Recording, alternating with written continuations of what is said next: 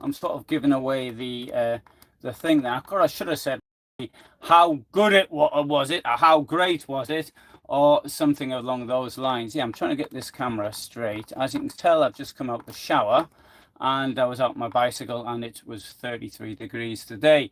So it's a live, so you can ask questions on anything. Sorry.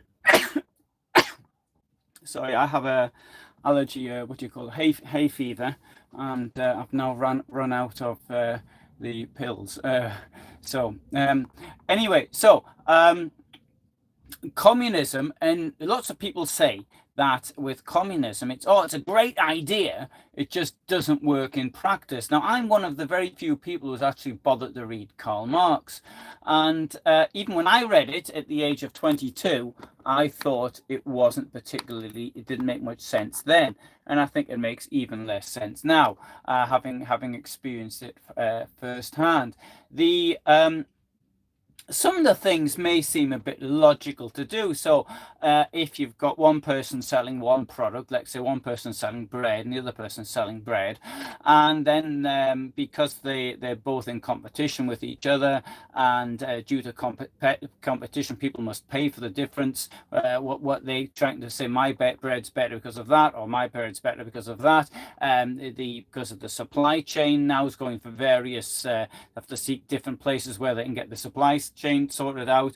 And then if you get into bigger products, you've got somebody doing the marketing, you've got somebody doing all sorts of distribution for various products. So there, at the end of the day, yeah, that doesn't make much sense. So wouldn't it be much easier if you got everything from one place and there was only one supplier, and therefore you could actually concentrate on doing just this one thing? Now, that sounds all very well and good in theory, but I don't even think now it sounds even good in theory.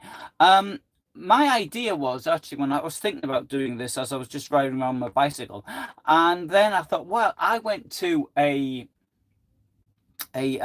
did a class when I was in university in France, and it was somebody, the professor was talking about the theoretical communism, and then I thought, oh well, maybe I'll just more or less repeat what he said and all the rest of it. But again, this was nearly 40 years ago, and it didn't make it makes as much sense today as it did then, which is hardly any. The problem with communism is that somebody must be in charge. It doesn't matter what you do, somebody is got to be in charge. So, I mean, if I go out tomorrow on my bike with somebody has to decide where we're going. And that's the way it is. And if, particularly when you've got somebody who's got to decide who's going to be selling the bread, who's going to be working in the shop, and who's going to be doing this, that, and the other. And this is where we have the entire problem, because the way it works, and this actually applies for nationalized industries as well. So I don't like the camera in that position, but if I push it back, it's something to it keeps dropping down. And the trouble is the same with nationalized industries. There was something here in Poland last week. A government minister, sorry, no, it wasn't. It was the husband of a member of parliament. He got the job in a state-run oil company as I think he's the managing director. Why? What's his experience? He's highly qualified for the job. That's because his wife is a member of parliament. I mean, in this country here, I can pull out all sorts of things of how this type of corruption actually works. And for example, a 26-year-old who was put in charge of one of the biggest weapons producing companies, who in his experience was working in the community center, but he was an organizer for the ruling party. Now, the problem with this is, as there are jobs for the boys and sometimes for the girls, and there are everybody else does everything exclusive of your ability. Now, I do appreciate that in the free market, the same sort of thing actually does happen as well. If you know somebody who works in a company, you're much more likely to get a job in that company. Or if it's your father's company, then, well, having said that, or your mother's company, I think it's only fair, though, that you should continue to actually do it. Now, the problem with communism is the following: it fails to produce because of these. It doesn't use people who know what they're doing. It uses people who are members of the party. And as a result of this, massive losses are either incurred or there's total inefficiency in production. Now, if you use experts and people who know what they're doing, then things get done properly. If you put anybody who's just got a wife who's a member of the ruling party, or who's a parliamentarian for the ruling party, then the consequences are quite obvious. Now, what I should have done was call this Poland in the 1980s, because in that case, I actually saw with my own eyes how it actually worked in practice. The problem is that when you've got a planned, somebody plans the economy, but bear in mind, it's not planned. It's not somebody who knows how to plan an economy. It's planned by somebody who's in the party and nothing else. And the problem with the planning, if you try planning everything it's involved in, then there's all sorts of bits and things that you've got absolutely no idea how they actually work.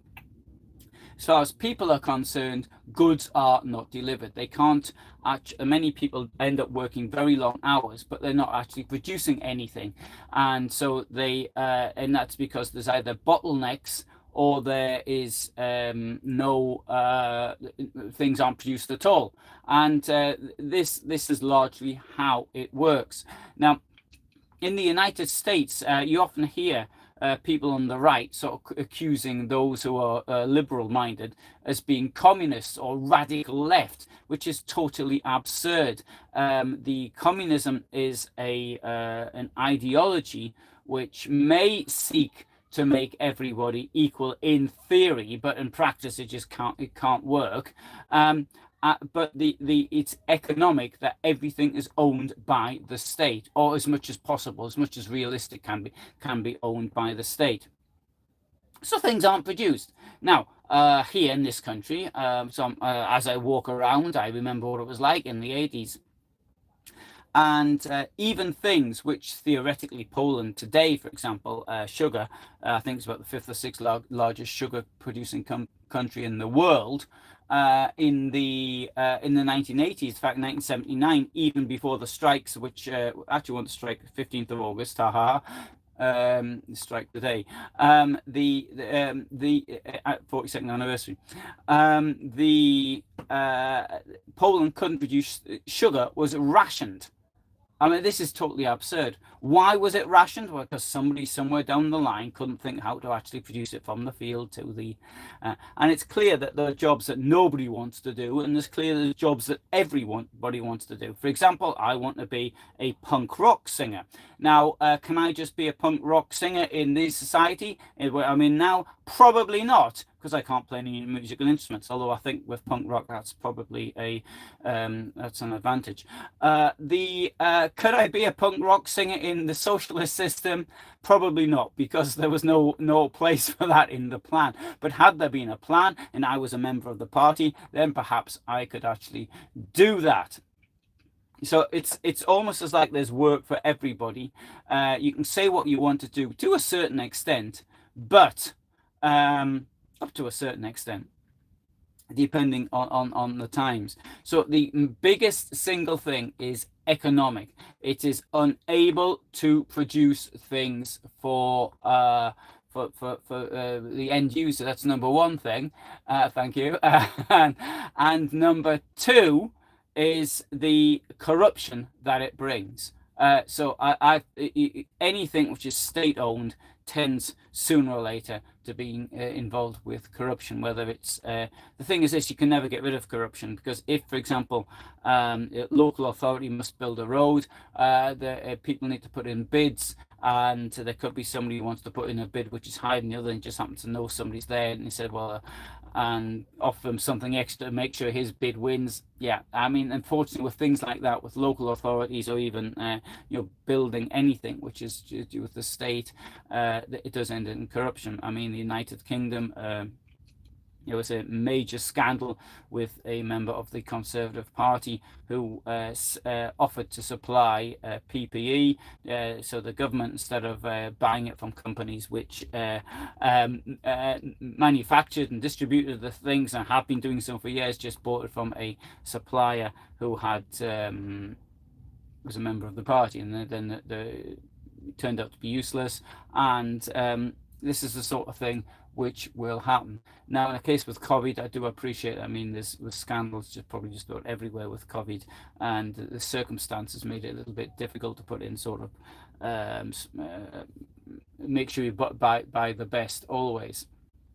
But whatever we do with the communist system, that's the capitalist system. With the communist system, this is exaggerated to a huge amount. For example, I can remember there was situations, somebody wanted something, came into a shop, then the staff in the shop would buy it and then they would sell it on the free market, but they'd be selling it for twice, 3 times, 4 times as much. Give it a very simple, if you wanted an English-Polish dictionary here in 1982, then you couldn't get one, because if one did turn up in the shops, this is precisely what happened. If you wanted a Polish-Russian dictionary, which nobody wanted, then there was no shortage of them, because that's the way it actually worked.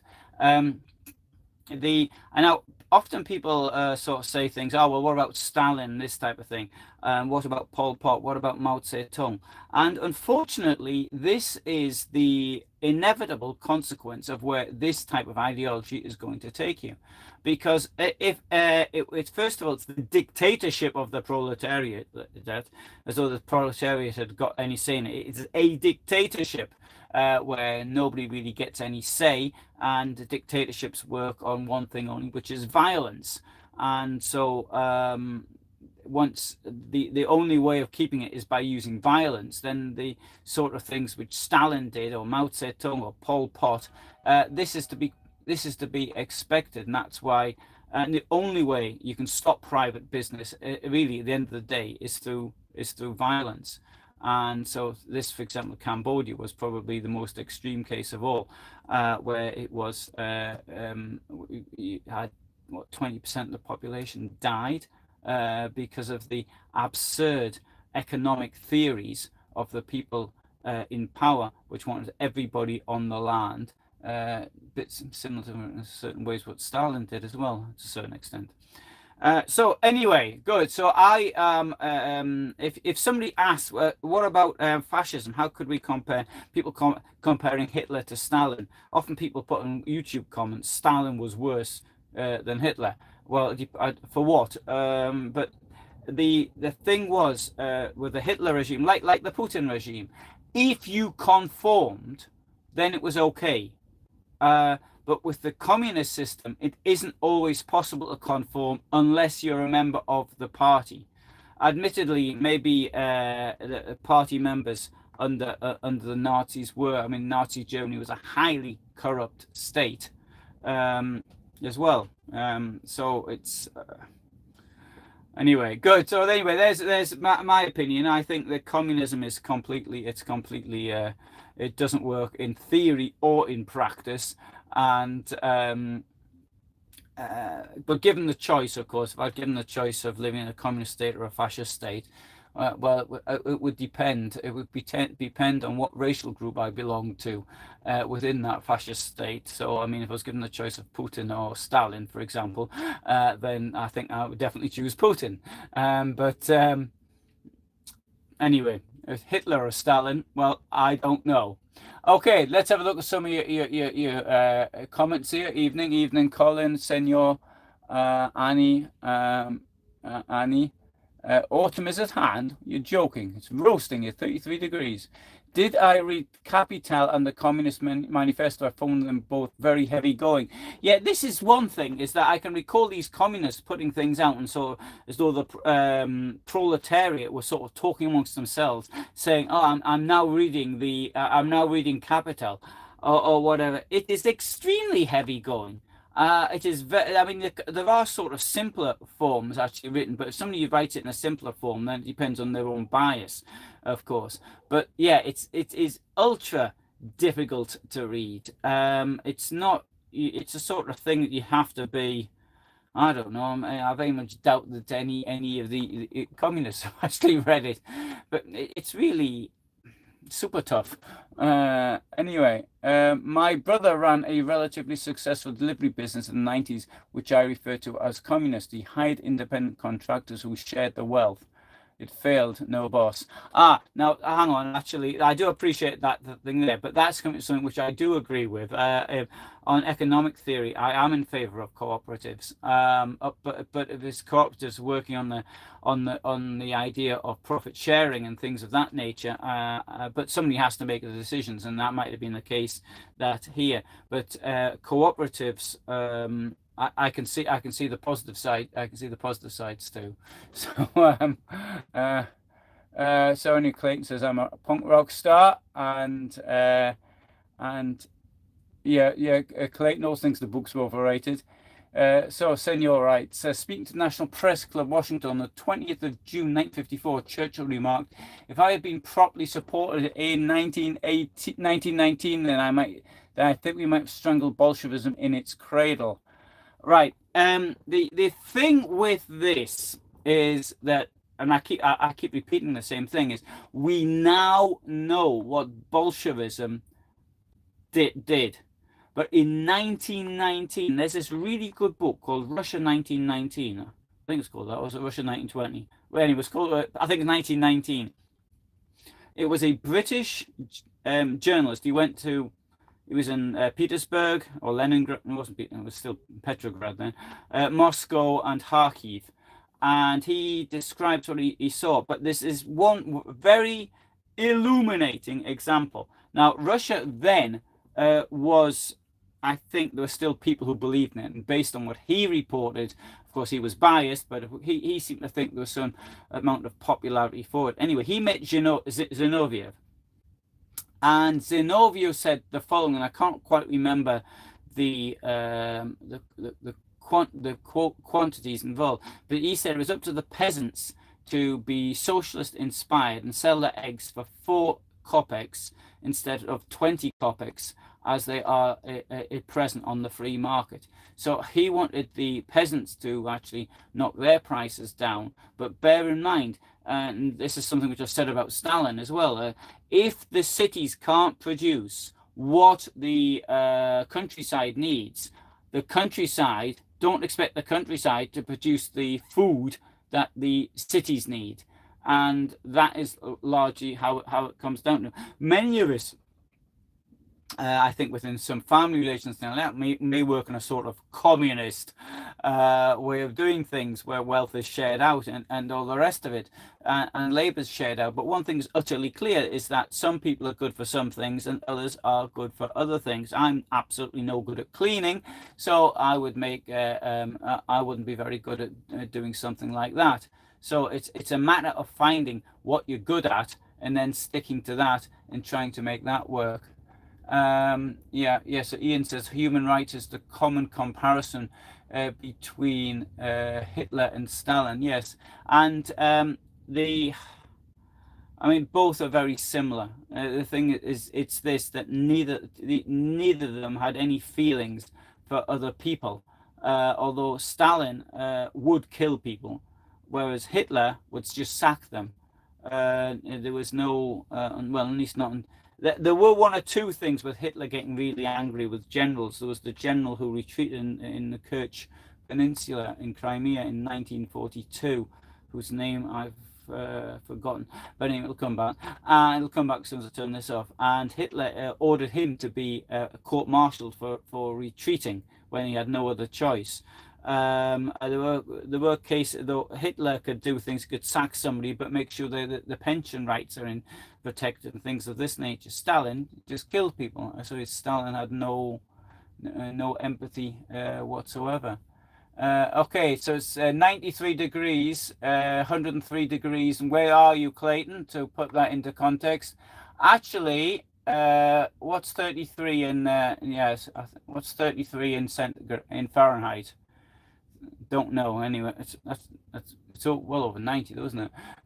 Anyway, Scotland is a tropical paradise even getting tropical style sudden rain showers with 1 week's rain in 20 minutes and instantly sunny. Oh, well, yeah, so everybody's got the same sort of thing.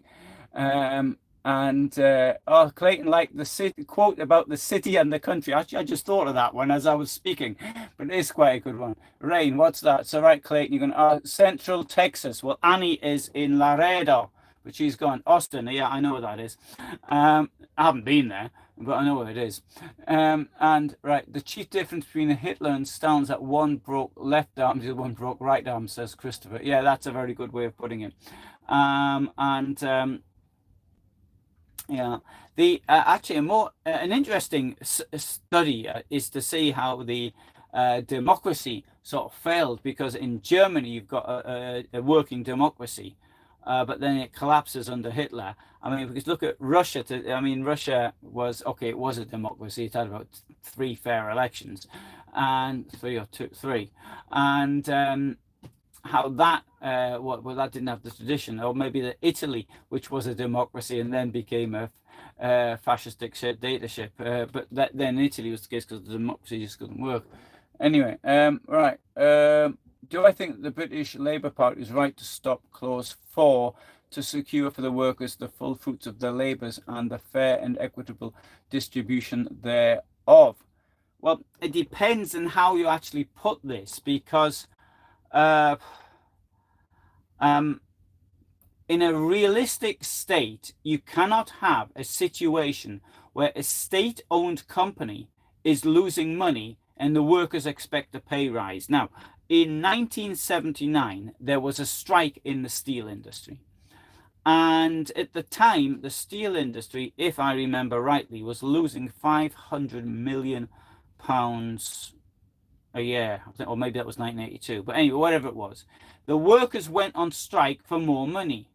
Now, that to me, if they're going to get the fruits of their labor, then they should be getting less. Because that's how it works. That's how it works in the private industry. So I appreciate it. It may not be the fault of the workers. It may be the fault of the, well, in fact, it is the fault of the management, because that's what they're there for. They're there to, maybe it should be the management that gets the pay cuts first. But I think that was, but the thing is, this clause 4 could be misinterpreted. So therefore, when the steel strike, which in the town I come from, there was a steel works, and it was due to close the following year, and so they went on strike just before the thing closed. I mean, it's totally ridiculous. They should have been allowed to continue working. So I personally think that the same rules should apply in state-owned industry as it should in private industry. But the problem is, when you've got state-owned industry, it always ends up not working. And the question to ask is, why doesn't it work? And the reason usually is because of the corruption, the nepotism that's involved in it. This country here in Poland, there's going to be a referendum, and one of the questions is going to be, do you agree that the Polish industry should be sold or something like that? And this is done deliberately because the ruling party is they're the ones are helping themselves to the fruits of the labor of those working in these industries, and they're putting in their own people with massive salaries, like comparable to salaries in the private industry, but they're without the experience and knowledge. So I think the Labour Party was right to drop that, actually. So because it's not clear, it does sound as though it's communist. But thanks for putting the full quote in, by the way. So hello, Ontario. Government workers' salaries are being slashed 50% in China. Oh, I didn't know that. Right. I know there's lots of problems in China now. Mind you, when I say there's problems in China, it's probably like here on a good year. Teachers 30%. Okay. All right. Teachers wages being slashed by 30%. Right. Yeah, unfortunately, there is going to be an economic downturn. It's going to get worse before it gets any better. I'd say this, though, in 2008, as it turned out, it wasn't as bad as we thought it was going to be. Having said that, I was in the United States, and there it really was visible in California. The crash 2008. I could really feel it. Okay then. Well, thanks very much. And I was in the museum here of where the strikes were from 1980, and I thought, yeah, that's a good subject. Though what I should have done was Ukraine war update, but I'll do that tomorrow. But anyway, thanks all of it, and all the best from me in Poland in this heat. Now, I'll tell you what I was going to do. There's some Italians there. There's more to after that, and so I've got some Italians on the other side. And I noticed they were having something to eat outside, and I rather hope they didn't invite me. Let's face it, not many people speak Italian around here. But anyway, they've all closed now. Thanks, Senor and Boxwood. Oh, sorry, what did I think of the movie The Death of Stalin? I haven't seen it. Yeah, I ought to see it, but anyway. US lost AAA rating. Yeah, I didn't know it was that though. Italians are everywhere. Hi, Dave. And thanks, Colin. Thank you. Okay, all the best. Ciao per il momento. A domani.